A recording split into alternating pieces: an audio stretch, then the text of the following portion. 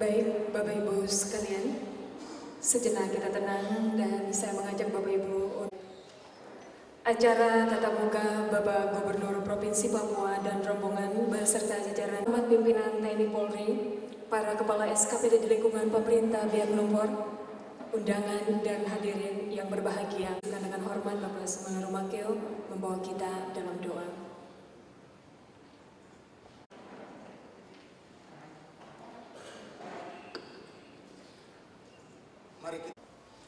Bapa kami yang bertahta di dalam kerajaan surga, untuk memimpin provinsi ini 5 tahun ke depan. Kiranya baik Kau terus mampukan hamba-Mu dan jajarannya. Sana namamu senantiasa dipuji dan dimuliakan. Bapa di dalam surga, kami berdoa menerapkan kegiatan tetap muka syukur dengan kehendak Bapa. Inilah Bapa, inilah kami. Ampunilah segala dosa dan kesalahan kami. Kami mudah Engkau datang, camkan Yesus Kristus. Kami berdoa. Sambutan yang pertama disilakan dengan hormat Bapak.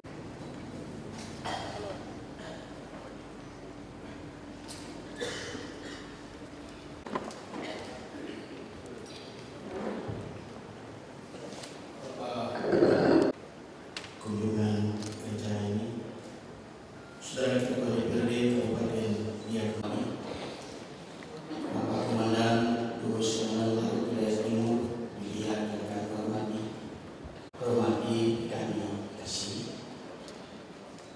Komandan Kesatuan rombongan yang berbicara tentang Bapak Gubernur dan Provinsi yang hormati kesempatan. Salam sejahtera untuk kita semua. Assalamualaikum warahmatullahi wabarakatuh.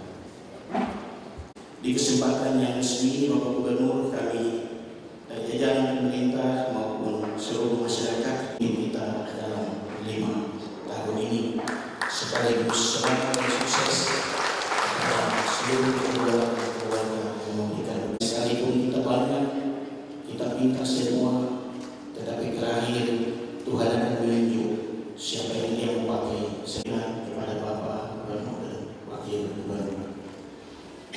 Bapak Gubernur, di kesempatan ini perlu kami memperkenalkan, karena ada sebutan marsekal tapi sudah lincah dengan jenderal, maka dikatakan ada 3 jenderal di sini.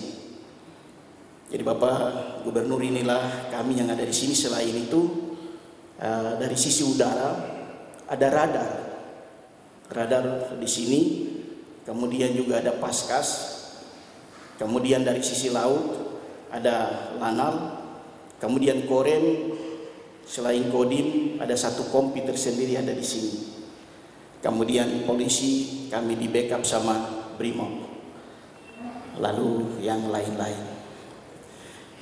Saya sampaikan selamat datang sekaligus untuk Bapak Gubernur dan rombongan yang datang ke Biak di kali ini. Sekaligus juga kami menyampaikan permohonan maaf bahwa tadi pagi kami tidak tunggu Bapak Gubernur di dermaga. Waktu Bapak Gubernur sampai, informasi kami bervariasi. Ada yang bilang nanti jam 7 Bapak Gubernur sampai, ada yang bilang nanti jam 6 Bapak Gubernur sampai. Terakhir sekali kami masing-masing sudah siap sebelumnya, tapi terakhir kami tidak bisa menjemputi laut karena di atas dermaga karena informasi yang berbeda. Tetapi intinya kami kepada kita semua, nanti sebentar Bapak Gubernur menyampaikan arahan, kemudian mungkin ada 1 sesi, mungkin kalau ada masukan, tergantung Bapak Gubernur memberikan kesempatan. Dan kesempatan itu kita ingin untuk tidak menyampaikan segala macam sana sini. Kita cuma ingin menyampaikan 1-2 hal sebagai masukan-masukan yang akan melengkapi komitmen Bapak Gubernur untuk membangun Papua dan terutama membangun kabupaten ini. Lewat koran dan lewat program besar Bapak Gubernur di waktu lalu, Bapak Gubernur ingin untuk membangun Papua, terutama membangun Biak. Kita ingin memanfaatkan kita punya potensi yang sedang ada ini untuk kalau dapat yang menjadi investasi yang dapat mendatangkan uang bagi kita. Karena itu Bapak Gubernur berkomitmen untuk menghidupkan sekali lagi bandar udara kita yang kalau pilot dia turunin pesawat tidak usah injak-injak rem, dia bisa luncur sampai pesawat berdiri sendiri. Tapi belakangan ini bandar udara ini dia tidak bermanfaat seperti itu, seperti di waktu lalu. Kita berterima kasih Bapak Gubernur berkomitmen dan berkeras agar supaya bandara ini dihidupkan kembali. Selain itu kita punya potensi yang lain, laut dan potensi wisata. Mungkin beberapa hal ini nanti yang menjadi masukan bagi Bapak Gubernur. Hal-hal yang lain sangatlah terbatas sehingga tidak Bapak Gubernur lebih banyak akan memusatkan perhatiannya kepada bagaimana membangun kemudian membantu kita untuk memajukan kabupaten ini. Saya pikir ini yang saya sampaikan pada kesempatan ini Bapak Gubernur. Saya sampaikan terima kasih sekali lagi. Lalu hari ini kami tiba di Biak oleh karena pertolongan Tuhan, dan bersyukur saya bisa ketemu dan musbidah lengkap di Kabupaten Biak. Di kabupaten ini memiliki sedikit berbeda dengan kabupaten lain di seluruh Papua. Kan di sini ada 3 bintang ini, luar biasa. Kami kabupaten lain ya tidak seperti itu, tapi di Kabupaten Biak lengkap dengan selain musbidah, tapi ada 3 bintang yang berkedudukan di Biak. Nah, ini sangat lengkap, luar biasa.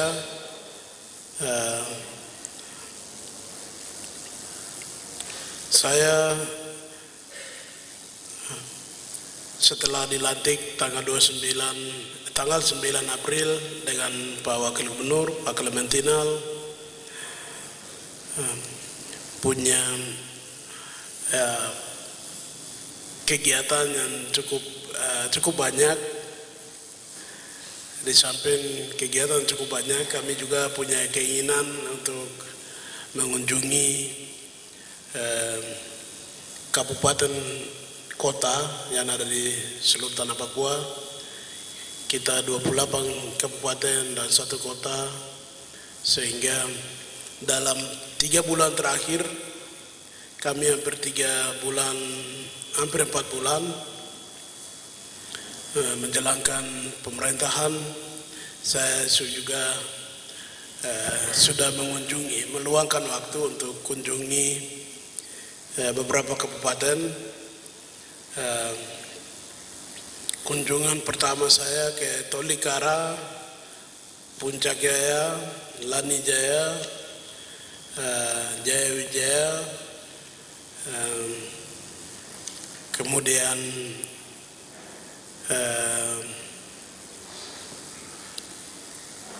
Kepulauan Yapen, Waropen, dan Biak. Besok kami akan ke Spiori. Ada berapa kabupaten itu bukan kunjungan resmi, tapi ada menghadiri undangan. Kemudian ada yang di Timika kemarin kami kegiatan partai, sehingga saya jalan dengan rombongan partai, tidak berhubungan dengan kegiatan pemerintahan. Tetapi kali ini kabupaten-kabupaten yang kita kunjungi seperti kunjungan resmi itu saya lengkap juga dengan pimpinan SKPD, sehingga ya kunjungan seperti ini saya tidak mau merencanakan kunjungan resmi pemerintah. Saya tidak ingin merencanakan, tidak mau harus disambut resmi seperti itu. Saya mau biasa saja. Nah, ini saya sudah berjalan seperti itu.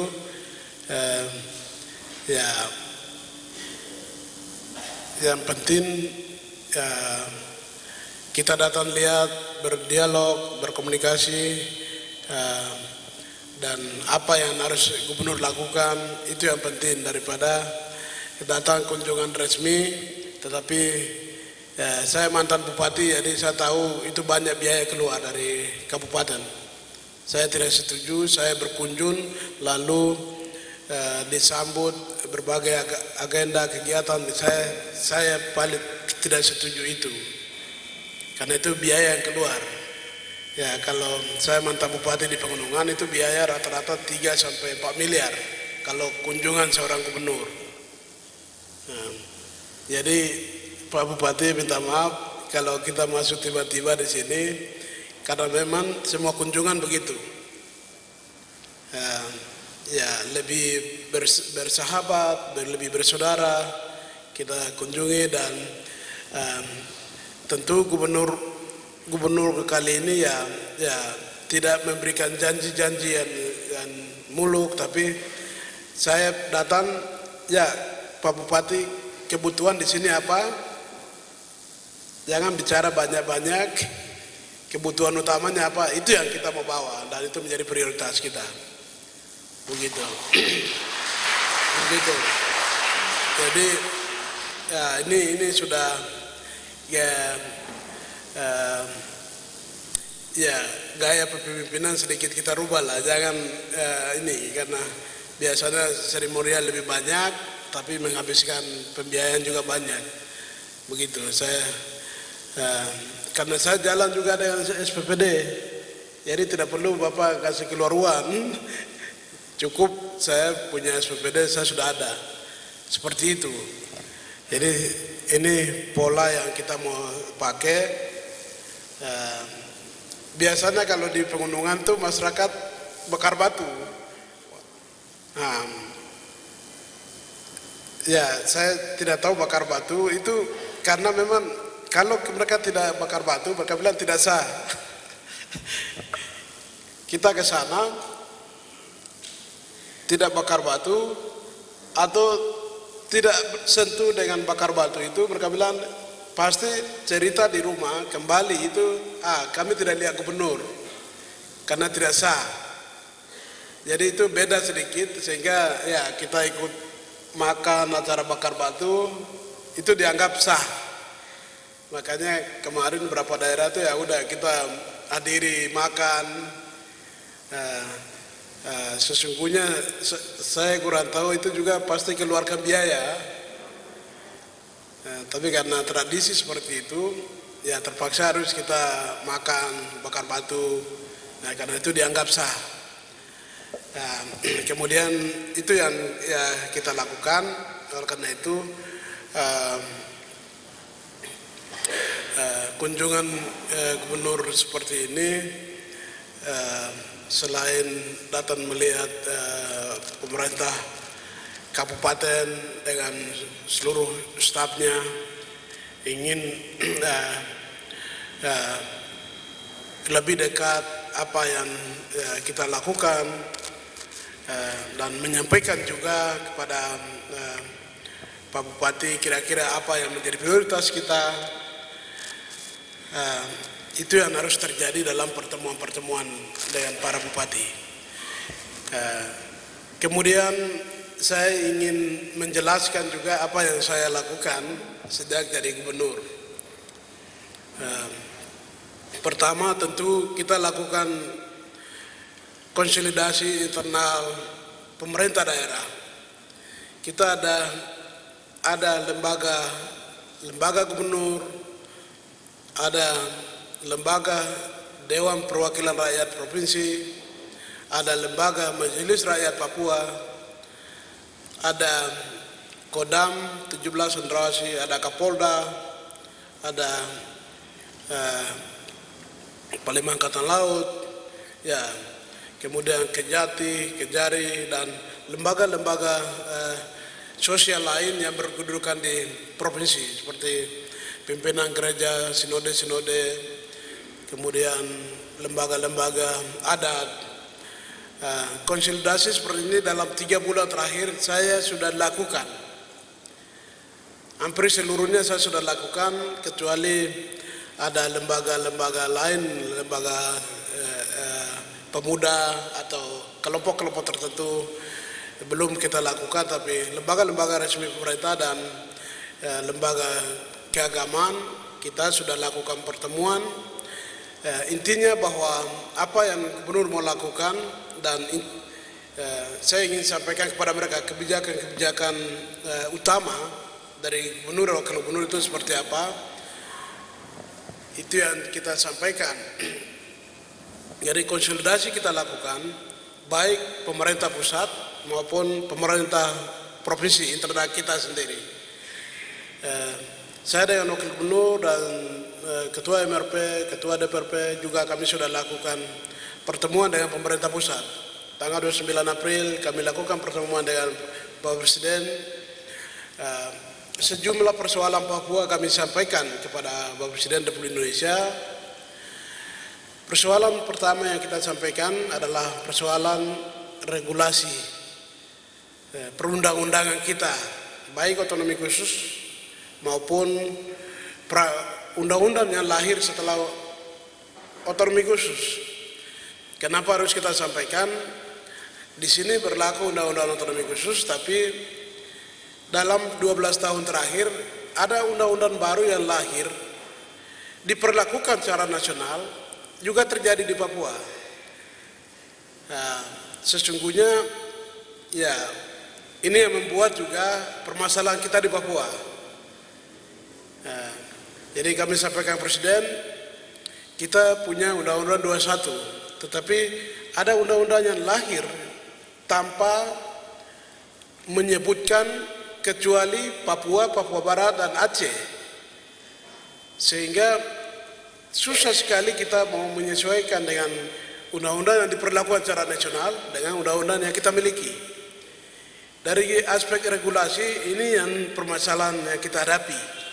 Itu yang kita sampaikan kepada Bapak Presiden. Kemudian ada yang menyangkut program pemerintah pusat ya turun di Papua juga tidak terjadi sinkronisasi yang dapat kita bisa laksanakan selaras dengan program pemerintah pusat. Itu juga kita sampaikan. Jadi bagaimana kita bisa laksanakan kegiatan pemerintah pusat seperti ada balai UPT yang selama ini dibiayai oleh APBN, kami tidak bisa menyesuaikan dengan kegiatan kita di Papua. Kadang balai jalan sendiri, UPT jalan sendiri, kami pemerintah jalan sendiri. Ini membuat persoalan utama juga di Papua. Nah, itu juga kita sudah sampaikan dari aspek regulasi. Kemudian juga aspek program penanganan serius oleh Gubernur Papua yang sangat mendesak juga kita sampaikan. Seperti saya sampaikan juga di dalam Undang-Undang 21 itu berbicara tentang DAU 2% nasional. Terus kita dapat di sini, tapi ada pasal 34 tentang infrastruktur. Saya sampaikan kepada Presiden bahwa dana otonomi khusus yang masuk DAU 2% secara nasional, saya sudah memutuskan untuk 80% serahkan ke kabupaten kota dan 20% dikelola oleh provinsi. Itu juga saya sampaikan kepada Presiden. Beliau memang sangat setuju karena kebijakan itu, karena rakyat kita itu ada di kabupaten kota bukan di provinsi. Itulah sebabnya 20 itu hanya untuk membiayai MRP, rumah sakit Dok 2 dan AB, kemudian 1000 dokter, kemudian ada jaminan kesehatan Papua. Mungkin itu saja akan kita membiayai. Kemudian dari 20% itu kita juga kasih keluar 10%. Itu untuk dikelola oleh lembaga keagamaan. Karena lembaga keagamaan dari dulu mereka biasa kelola pendidikan, kesehatan, dan ekonomi umat. Ini sudah terjadi bertahun-tahun, tapi kita tidak memperhatikan. Akhirnya kadang sekolah-sekolah yang didirikan oleh lembaga-lembaga keagamaan, ya kadang hampir sebagian ya mungkin tidak berjalan. Seperti saya sekolah SD JPPGI. SD JPPGI itu hari ini ya hanya tinggal berapa, karena mereka tidak punya kemampuan lagi. Padahal mereka dulu luar biasa. Betul-betul guru yang mereka cari, guru yang betul-betul guru yang mau tinggal di tempat. Tapi hari ini karena banyak sekolah negeri, ya di seluruh Papua hampir terutama di dataran rendah, di pegunungan dan seterusnya ini, sebagian besar guru sudah tinggalkan, tidak lagi di tempat, dia ada tinggal di ibu kota kabupaten atau turun ke Jayapura, Nabire, Timika, dan itu yang terjadi sehingga guru hampir tidak ada, dan terjadi generasi yang hilang, lost generation di berbagai sekolah di mana-mana. Nah, itulah sebabnya lebih bagus kita perdayakan lembaga keagamaan yang memang dari dulu mereka sudah kelola pendidikan, kesehatan, dan ekonomi. Kami sedang siapkan juknisnya, nanti pertanggungjawabannya seperti apa. Saya pikir saya sudah laporkan juga kepada pemerintah pusat. Ini sedikit kebijakan yang lebih pada bagaimana sekolah-sekolah di Papua itu bisa mendapat perhatian yang serius dari semua, bukan hanya pemerintah saja, tapi ada lembaga-lembaga keagamaan yang dari dulu kelola pendidikan. Itu juga dari 20%. Kemudian ya dari 80% itu kita akan serahkan ke kabupaten kota. Formulasi dan Bapeda sedang siapkan. Tapi saya setuju formulasi 4. Formulasi 4 itu yang opsi keempat itu adalah kita tidak kasih keluar dana prospek. Jadi ya, prospek itu sebenarnya Pak Bupati dari respek. Jadi ya, namanya saja, programnya tetap sama seperti yang dibuat oleh pemimpin kita yang lalu. Ya, hanya nama saja, karena saya pikir wah ini kalau rencana terus ini tidak jadi-jadi begitu. Lebih bagus kita bikin istilah program. Ya, jadi namanya saja kita rubah, tapi kemungkinan juga dana akan bertambah karena kita mau serahkan opsi keempat itu adalah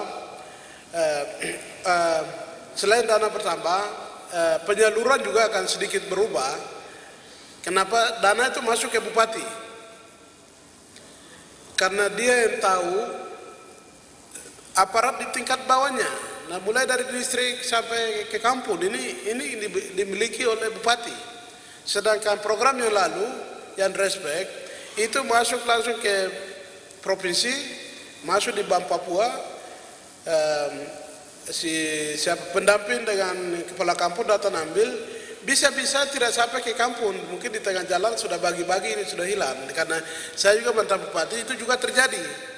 Jadi kepala kampung di pegunungan itu ya sudah baku atur dengan pendamping sudah bawa lari. Tidak ada sama sekali kegiatan. Karena siapa nawasi di sana? Bupati sama sekali tidak tahu. Ini dari perbankan langsung antar. Dan bahkan temuan BPK hari ini ada 400 miliar tersimpan di Bank Papua seluruh cabang di kabupaten kota. Karena diantar ke sana tidak ada manusianya. Namanya mungkin desa nama pohon kah, batu kah. Tidak ada orang di sana. Terpaksa Bank Papua bawa kembali, taruh kembali di penampungan. Ini yang terjadi. Itulah sebabnya polanya yang kita rubah.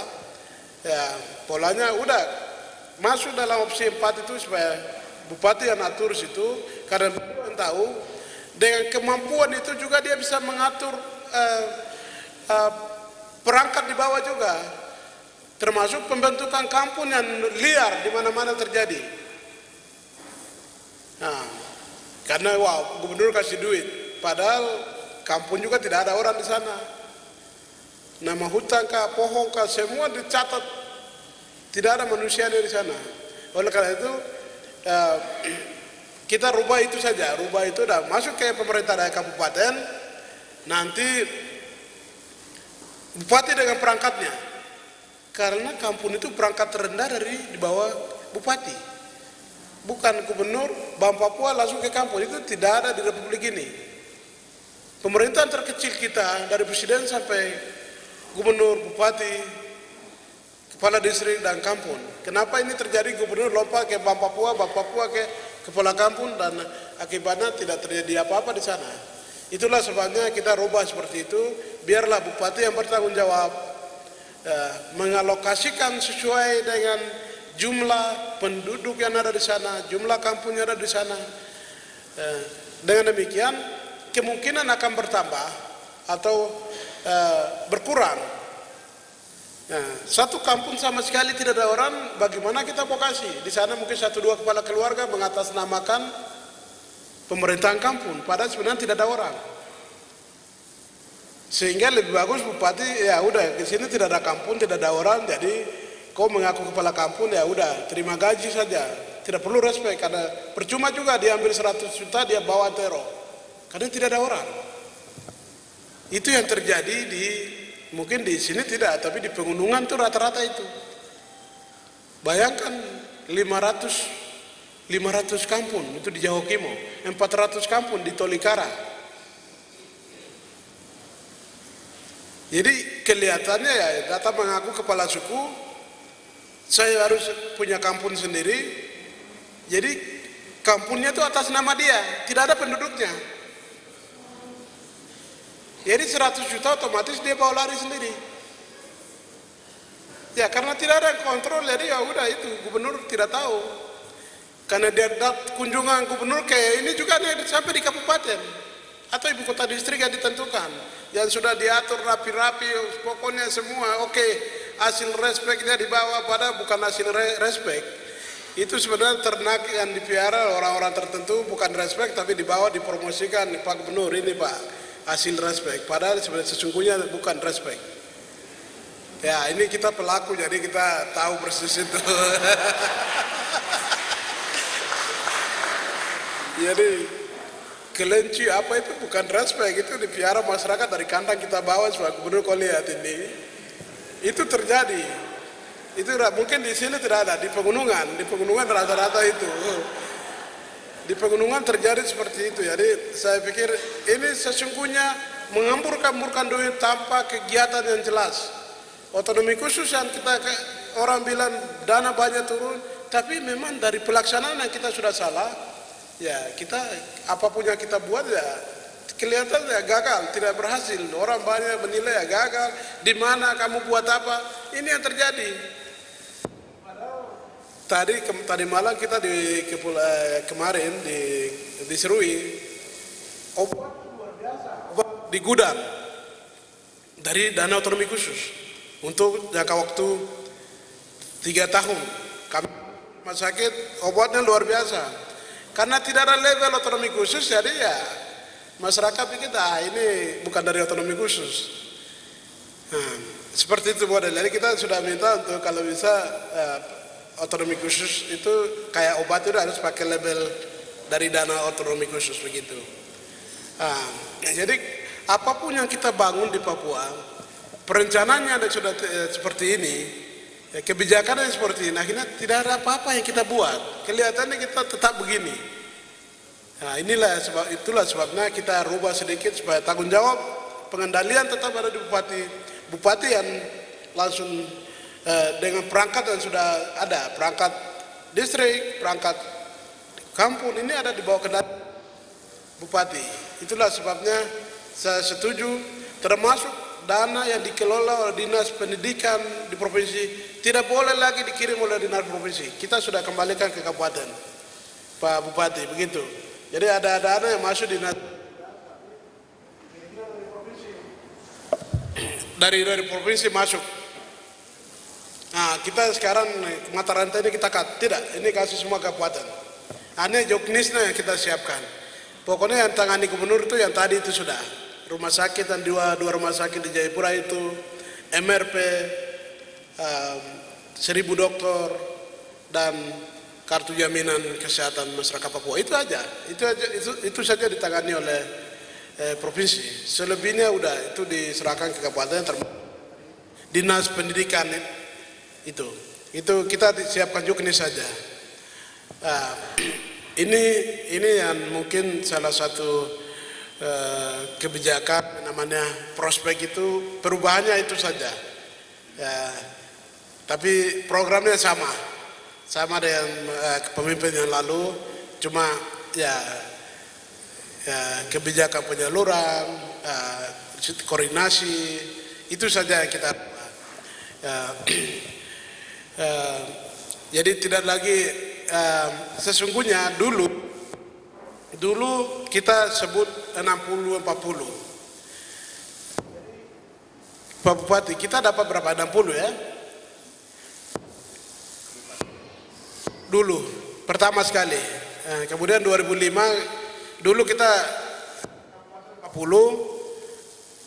provinsi. 2005 kita rubah menjadi 60 kabupaten, 40 provinsi. Jadi sesungguhnya Pak Bupati kita dapat tipu selama ini. Jadi 60 itu provinsi. Karena apa? Dana respek yang dan dari dikelola sudah itu dikasih keluar dulu, sisanya itu Anda bagi 40-60. Jadi ini memang Atari pintar sekali, dia bikin putar kita. Jadi tetap 60 mereka, karena sebagiannya sudah mereka kasih keluar, baru sisanya mereka bagi. Ya, jadi itu yang kita mau cut. Betul-betul kita mau kasih memang 80 itu ya dikelola oleh kabupaten. Begitu. Jadi itu kan sebenarnya apa? Kita dapat tipu dulu. Jadi sesungguhnya itu provinsi itu sebenarnya mereka kelola 60%. Tapi kali ini kita tegaskan ya seluruhnya 80% itu kasih ke kabupaten. Dengan demikian ya saya juga sudah tegaskan Pak Bupati, ya ini Pak Bupati sudah mau berakhiri, tidak ada lagi 3 periode. Jadi ya beliau 2 periode jadi sudah habis. Jadi ini untuk bupati baru saya bilang bupati baru yang tidak berpihak, tidak melihat permasalahan yang dihadapi oleh masyarakat, tidak peka terhadap masalah. Bupati yang gaya mati, loyo-loyo, tirur-tirur, itu kita tidak mau kasih dana. Karena tidak semangat. Ada bupati yang tidak semangat. Ada yang ya udah saya sudah jadi bupati dan tidak pernah ada di tempat juga. Banyak. Bahkan laporan Kapolda ke saya sebagian besar ini kalau di Jawa ini semua diberhentikan karena 6 bulan ke atas itu harus diberhentikan. DPR bisa ambil tindakan, tapi dia bilang Kapolda bilang DPR Papua juga sama dengan bupati, jadi tidak bisa. Jadi ada 6 bulan ke atas sudah di luar, tapi ya sama juga DPR juga tidak ada di tempat, sama juga 6 bulan. Jadi Pak Kapolda itu dapat laporan ya dari bawah. Karena dia perangkap itu setiap hari lapor, jadi kami kemana-kemana itu dilaporkan semua. Bupati ada di sini semua dilaporkan. Jadi bilang kalau mau jujur ini semua bupati di atas 6 bulan ada berapa yang tidak ada di tempat. Nah, jadi ya model-model ini kita sudah bentuk tim. Dasar laporan dari Kapolda itu ya ada berapa kabupaten yang di atas 6 bulan tidak ada tempat. Kami nanti tim pemerintah provinsi akan turun untuk permasalahannya apa.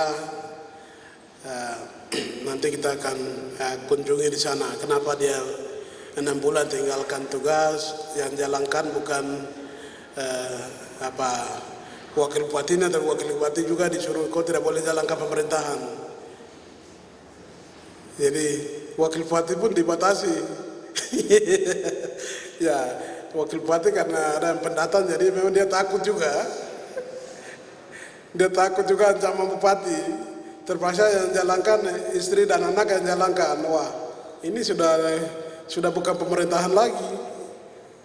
Ya, jadi Pak Bupati ya besok siapa yang jadi bupati sini ya, kalau bupati yang model itu ya kita juga tidak mau kasih dana. Hari ini sedang pengundian nomor urut ya, sedang berlangsung hari ini.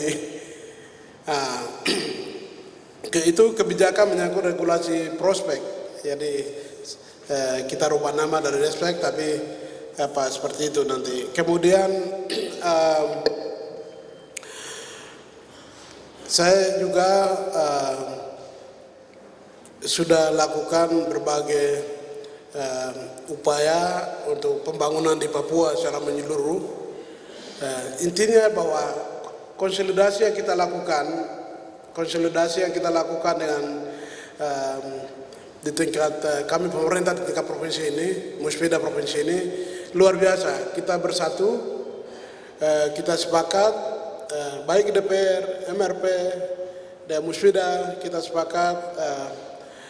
Kita punya 6 berarti jadi 17 poin kita sudah sampaikan. Di antaranya utama sekali adalah divestasi saham, divestasi Freeport itu.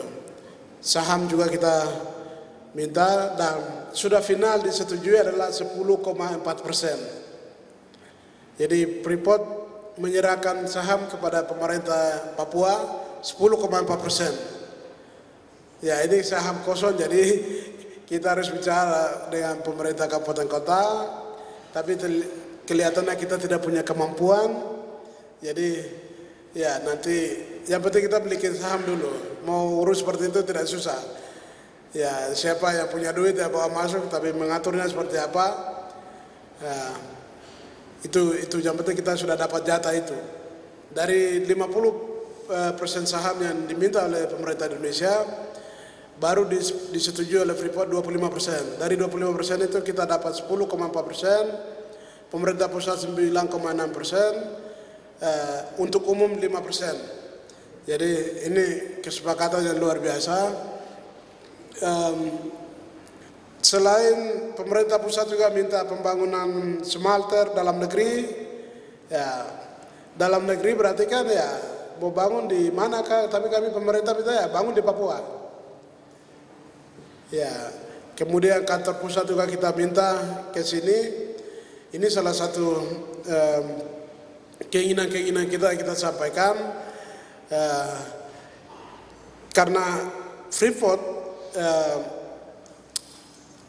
dalam posisi dia ada di kantor pusat di Jakarta, pajak PPh Badan ini semua lari ke DKI. Pemerintah DKI dia terima, setelah saya tanya terakhir mereka bilang ya, itu hampir 20 triliun. Pajak itu masuk di pemerintah DKI karena kantor pusatnya ada di DKI. Wah, setiap tahun dia dapat 40-an 50 triliun. Masa kita di sini tidak dapat 20 triliun itu? Jadi itulah sebabnya kita sedang berjuang kok buka kantornya di Papua. Entah di Biak, alternatif lain memang di Biak. Jadi kita juga sudah diskusi ya cocok memang di Biak.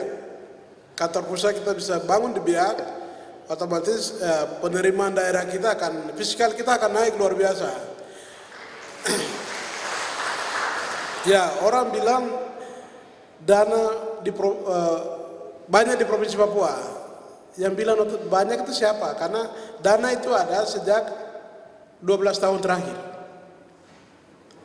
Ya, orang sekarang bicara 38 triliun. Ya betul, 38 triliun. Itu bukan setiap tahun. Itu 12 tahun terakhir uang masuk 38 triliun di Papua. Kalau mau hitung di DKI Jakarta itu hampir 50 triliun setiap tahun. Kalikan saja 2 tahun sudah 100 triliun. Papua 12 tahun 38 triliun. Itu karena otonomi khusus. Jadi ya sesungguhnya kita baru rasakan setelah 12 tahun. Fiskal daerah kita rendah. Provinsi Papua 7 lebih triliun, mendekati 8 triliun. Itu besar apa? Karena 4,3 triliun dari otonomi khusus yang masuk ke provinsi, lalu dibagi, besok kita bagi 80-20. 3 triliun itu dana perimbangan, dana transfer daerah. PAD kita nihil, itu 300 miliar. Provinsi yang besar ini menghasilkan PAD hanya 300 sampai 400, tahun ini naik ke 400 miliar. Kecil sekali. Lebihnya apa? Dari dana perimbangan, DAU. Jadi mana yang besar? Dana, orang bilang dana besar. 38 triliun, 12 tahun. Jadi ini fiskal daerah kita sangat rendah. Itulah sebabnya ini kita keras bicara, kantor Freeport harus di Papua sehingga menambah fiskal daerah kita. Nah, ini perjuangan kita. Ya, kalau bertambah loh, itu kita belum bicara saham. Wah, berarti tidak usah otonomi khusus sudah. Kalau kita saham 10,4 ini kita bilang itu triliunan. Tapi ya itu harus kita, pemerintah saja tidak punya kemampuan untuk membeli saham ini. Tapi ya nanti kita bicara dengan sindikasi perbankan kah, apakah udah kita atur. Kau kelola ini, tapi kami punya bagian ini. Itu baru ya kita bisa rasakan ketertinggalan kita bisa terjawab. Ini yang mungkin sedang kita berjuang. Saya berharap dalam tahun ini kita sudah bisa dapatkan kesempatan emas itu dalam rangka menambah penerimaan daerah yang tujuan adalah untuk pembangunan kesejahteraan seluruh masyarakat Papua. Dalam satu kabupaten, daerah kabupaten yang baru dimekarkan, itu kalau rata-rata dia dapat 400-500 miliar, tidak cukup. Rata-rata pegawai 2.000, belanja birokrasi lebih banyak habis, sehingga tidak cukup untuk suatu kabupaten pemekaran baru untuk dia bangun dengan hanya 500 miliar. Idealnya paling rendah itu 1 triliun satu kabupaten. Kalau kita mau bicara bangun infrastruktur baik, kesehatan baik, pendidikan baik, ekonomi baik, idealnya adalah 1 triliun. Tapi rata-rata di kabupaten baru di Papua ini dengan APBD induk yang sama dengan kabupaten yang sudah lebih dulu seperti Biak, ya itu ya belum pernah mencapai 1 triliun kan? Belum, baru 700. Jadi rata-rata seperti itu. Ya, kita tidak punya kemampuan untuk membangun pendidikan yang baik, kesehatan yang baik, infrastruktur yang baik, ekonomi yang baik. Ya, ideal seharusnya kita butuh 1 triliun karena 500 miliar itu habis di belanja birokrasi. Karena tingkat kemahalan juga luar biasa di Papua. Ya, itulah sebabnya kita berjuang lebih keras. Regulasi yang kita perjuangkan ini, kalau kita bisa buka Biak menjadi kota wisata atau kota jasa, arus penerbangan yang bisa masuk, bisa menghasilkan PAD, itu akan menambah devisa kita dan kemajuan kesejahteraan yang kita rakyat Papua harapkan. Saya pikir itu akan kita capai. Kemudian kami juga sedang melakukan berbagai regulasi yang tidak pernah selesai oleh pemimpin-pemimpin sebelumnya. Pertama adalah RT/RW. RT/RW ini belum ada di Papua. Jadi kita bongkar jalan kah, mau bangun apa kah, ini bawa nafsu semua, bongkar kiri kanan sembarang. Karena tidak punya RT/RW, ini merusak semua. Jadi sebentar kita tanam ini pohon ini karena semua kita sudah merusak di Papua ini. Tujuannya kita tanam kembali karena sudah terlanjur kita bikin rusak karena tidak ada RT RW di Papua. Tinggal 2 kali pembahasan lagi dengan DPR. Itu kita dorong cepat ya, kita segera hasilkan. Teman-teman DPR sudah pembahasan terakhir dengan eksekutif di Bali. Kemudian masih 2 kali lagi akan kita lakukan pembahasan. Ya, mudah-mudahan ini kita bisa sahkan dalam tahun ini. Kemudian juga kita tidak punya RPJMP. RPJMP itu 25 tahun. Dari 2008 undang-undang sudah jelas memerintahkan setiap pemerintah provinsi kabupaten punya RPJMP. Jadi kalau dari 2005 memerintah undang-undang sampai hari ini belum jadi. Berarti dari almarhum Jam Salosa dan sampai ke Bas Esegem, Samsul, baru Karma. Baru sekarang 5 gubernur ini tidak pernah siapkan 4 gubernur yang namanya RPJMP. Sisa sekarang 11 tahun dari 2005 sampai 2025 kah? Atau 2030? 25 tahun. Jadi belum ada RPJMP kita bagi 2030. Jadi 11 tahun ini tidak ada RPJMP kita. Jadi berarti kita sisanya ini 8 tahun. Sisa 11 atau 12 tahun ini Gubernur Papua baru yang pekerjaan besar sedang kerja ini. Bagaimana saya punya RPJMD saya 5 tahun? Saya harus mulai dari mana? Mengacu pada siapa? Mengacu pada mana RPJMP mana? Tidak ada. Jadi saya minta, saya punya tim Bapeda, kamu paralel dua-dua jalan. RPJMP jalan, RPJMD saya jalan sehingga bulan Agustus ini kita bisa sahkan. Ini siang malam Ketua Bapeda tidak datang di sini karena memang saya tugaskan kau urus barang ini sampai harus selesai. Jadi ini teman-teman Bapeda sedang godok. Mudah-mudahan RPJMP kita itu sudah selesai paralel dengan RPJMD kita. Papua bangkit, mandiri, sejahtera. Bahasanya bagus-bagus tapi RPJMP kita tidak ada. Bagaimana kita mau bicara Papua bangkit, mandiri dan sejahtera?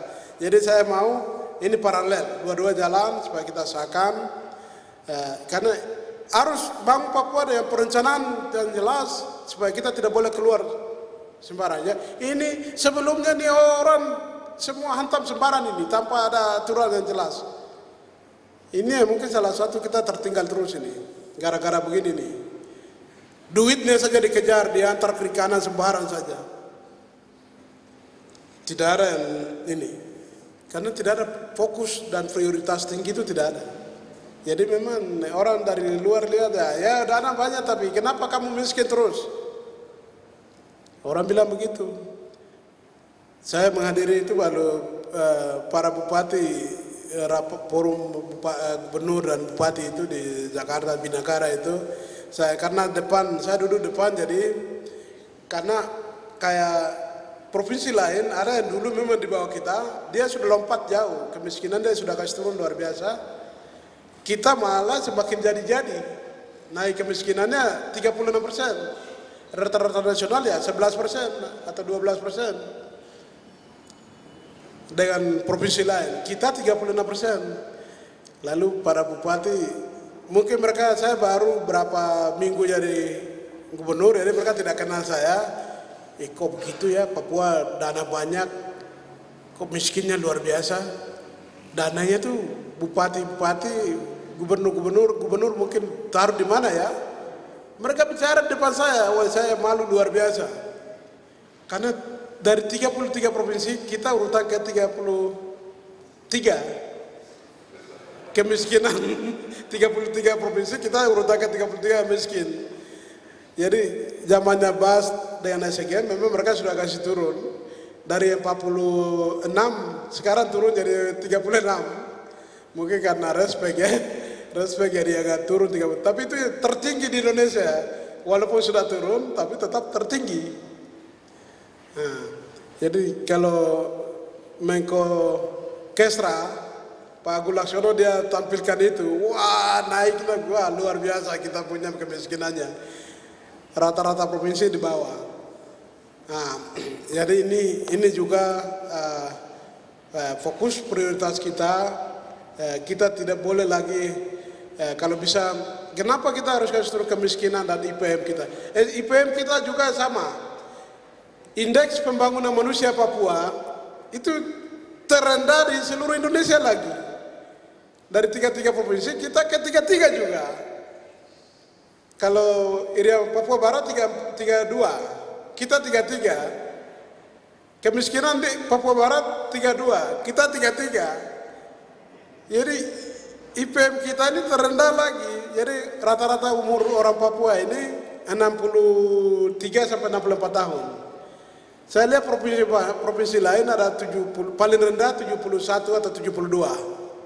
Ada di atas itu, mendekati 79, 80. Kayak Sulawesi Utara, itu rata-rata harapan hidup orang Indonesia di berbagai provinsi, kita terendah.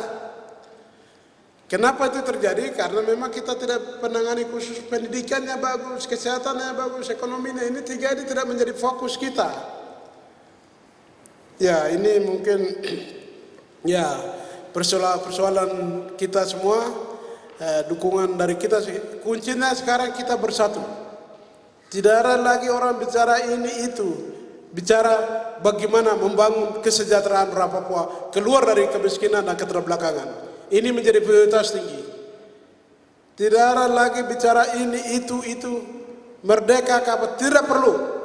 Saya sudah bicara di mana-mana, tidak perlu. Ini yang membuat kita miskin, kita tertinggal, kita mati banyak gara-gara bicara merdeka terus. Orang miskin banyak di mana-mana, kita tidak tegak. Ya, Biak mungkin lebih maju karena dia daerahnya terbuka. Tapi coba Pak Bupati lihat di pegunungan sana, sangat kasihan. Mereka tertinggal, rata-rata orang Papua. Jadi saya juga sudah di pegunungan juga saya bicara keras begitu. Tidak ada lagi kau bicara mereka. Kau berhenti dengan kau merdeka. Ini yang membuat kita miskin. Merdeka adalah kita bangkit untuk kita bangun diri kita sendiri. Kalau kita sudah sejahtera, itu yang dimaksud dengan kemerdekaan. Sejahtera itu yang dimaksud dengan kemerdekaan. Jadi ini, ya maaf kalau ada masyarakat Biak yang tidak terima ketegasan saya itu. Maaf saja, saya sudah bicara bukan di Biak saja, di mana-mana saya bicara itu. Ada yang kejar saya, silakan kejar saya. Ya. Ya. Oke, Pak Bupati sudah ingat, maaf ini saya juga membatasi karena teman-teman Muslim dan Muslimah harus menjalankan ibadah sholat. Saya harus mengakhiri mandiri. Ini yang saya sampaikan, Tuhan memberkati kita sekalian. Sekian.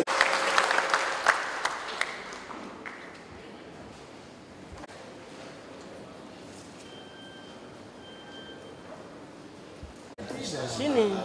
Gambar di sini. Kok ke sana? Oh, Silo kan ini. bukan ganjil. Oh, berarti buku itu silo di sini. Kamu enggak blur, saya kasih tahu. Silo di sini. Muda, maka beliau sangat energik, tetapi juga punya konsep-konsep yang generik. Jadi energik dan generik. Karena beliau muda, maka beliau sangat energik dan karena punya konsep-konsep praktis yang generik. Oleh karena itu, mungkin kita tidak berikan kesempatan untuk kita bertanya. Kita sudah kristalkan itu dalam usulan-usulan kita.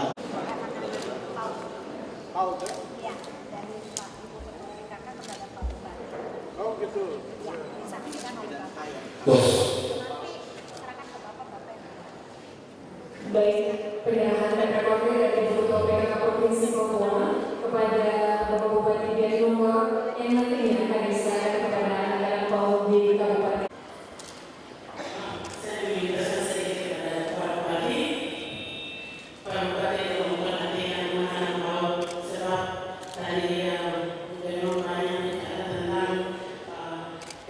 Kebangkitan daripada orang Papua sendiri. Kalau kami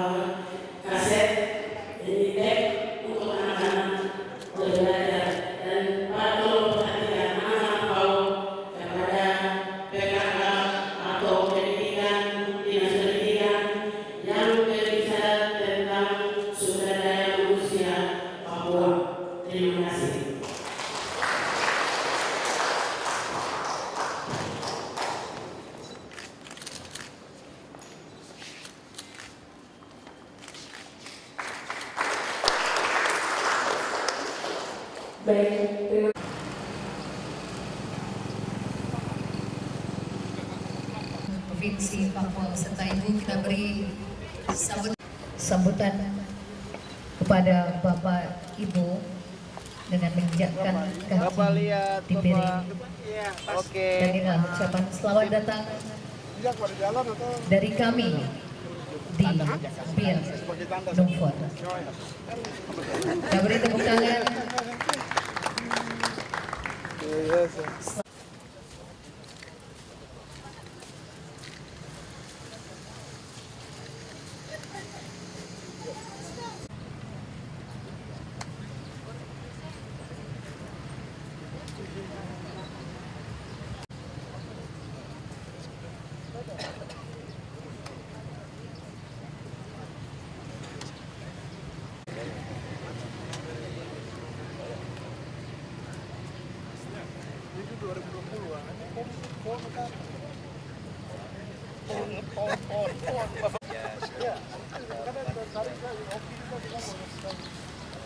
Shalom.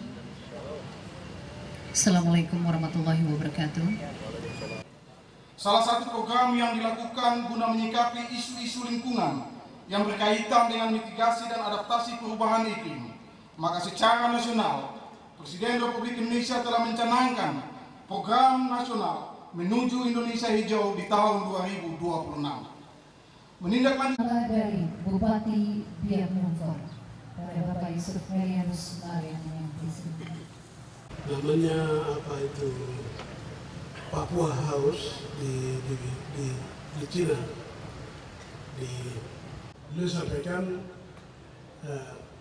waktu pertemuan itu ada biak hijau di 2020 ini, saya pikir Fonka. Mudah-mudahan itu berkaitan juga dengan PON. Jadi kemarin saya sudah kasih tahu ke tim PON yang kita, pra-PON yang kita lantik, ya saya bilang kalau begitu kita bikin pembukaannya tanggal 20, PON ke 20 tahun 2020, semuanya 2020. Jadi luar biasa pencanangan yang dilakukan Pak Bupati selama 2 periode. Ya, saya pikir ini keinginan masyarakat Biak dan pemimpinnya untuk pulau ini kita hijaukan. Kalau kita hijaukan, hanya itu yang bisa memberikan sesuatu kepada pulau ini. Karena ya saya pikir ini yang harus kita pelihara dan kita jaga. Dan siapapun jadi bupati, di sini ada calon bupati, Ibu Prof juga ada. Ya sudah pergi kan? Oh masih ada. Ibu Prof. Terus ada wakil bupatinya ada Ondi yang ada di sini. Jadi ini kalau ibu jadi bupati atau adik Ondi jadi wakil bupati, ya tolong lanjutkan ini, jangan, karena tidak ada apa-apa di sini. Andai kita hijaukan pulau ini, jadikan Biak sebagai kota jasa dengan kan. Bupati kita kalau masuk di Singapura itu, aduh luar biasa, kota kecil ini, pulau kecil udah bikin luar biasa. Artinya apapun gedung yang dibangun dengan bertingkat-tingkat, tetapi di bawahnya itu semua dengan penghijauan, tanam pohon yang luar biasa. Terutama Trembesik kalau kita dari bandara, karena Trembesik memang juga dicanangkan oleh Presiden Republik Indonesia kita untuk menanam di seluruh Indonesia, dan ini memang menghasilkan oksigen yang luar biasa. Sangat penting kalau besok kita sudah bandara Biak menjadi transnasional, bandara internasional kita buka kembali. Ini yang sangat penting, kita seluruh pinggir bandara ini harus kita tanam Trembesik, karena memang kepentingan untuk dia filter oksigen di pesawat. Kenapa di Singapura itu ditanam? Karena dia menurut informasi yang saya terima dari Singapura itu dia filter oksigen khusus untuk penerbangan pesawat. Oleh karena itu ini menghasilkan oksigen atau CO2 yang luar biasa bagi kehidupan manusia. Oleh karena itu kesempatan yang luar biasa ini Pak Bupati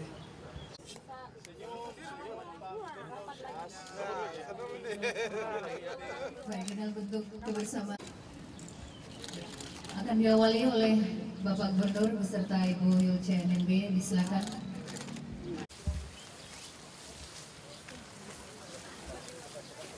Papua, secara simbolis saya akan tanam pohon trembesik. Dua bulan lalu, sesuai dengan permintaan Gubernur Papua, Presiden Republik Indonesia mengirim satu Hercules penuh dari Jakarta menuju Papua, bawa pohon trembesik. Saat ini sedang diamankan di Kodam 17 Cendrawasih. Selanjutnya kita akan tanam di seluruh Papua. Oleh karena itu, hari ini saya Gubernur Papua dan rombongan secara resmi menanam pohon trembesik sebagai upaya pemerintah dan masyarakat Papua untuk menghijaukan bumi Papua. Masa depan generasi muda, generasi kita, anak cucu kita akan menikmati apa yang kita lakukan pada hari ini. Kiranya Tuhan akan memberkati tanaman yang kita tanam, pohon yang kita tanam, dan dia akan bertumbuh untuk menghidupkan Papua, Indonesia, dan dunia. Oh, luar biasa. Wah.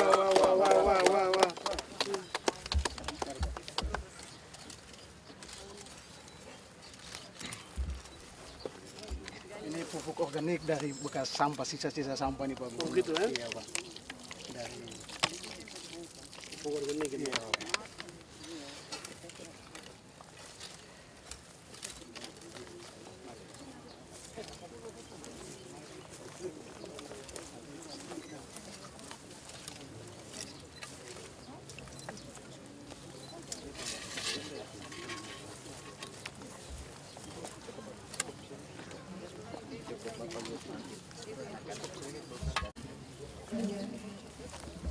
Cabut. Itu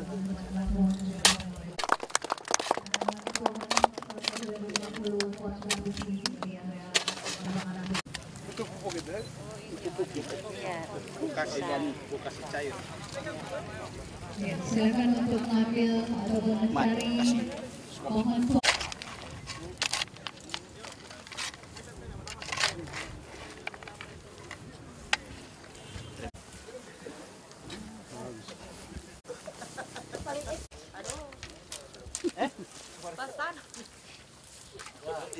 Tadinya bagus kan? Oke. Bagus.